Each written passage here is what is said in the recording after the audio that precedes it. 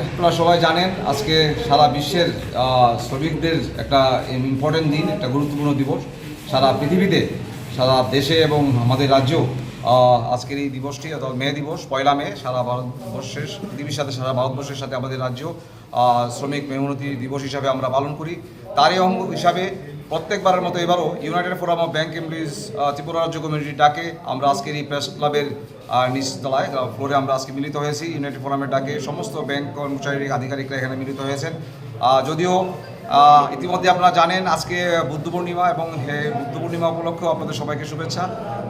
আমাদের আগে এই 2018 সালের আগ পর্যন্ত এই মে দিবস উদযাপনের জন্য শ্রমিক দিবস হিসাবে সরকারিভাবে ছুটি থাকতো, কিন্তু 2018 সাল থেকে এই মে দিবসের ছুটিটা বন্ধ করে দেওয়া হয়েছে। সেটার কারণ হয়তো সরকারি খুব ভালো বলতে পারবে।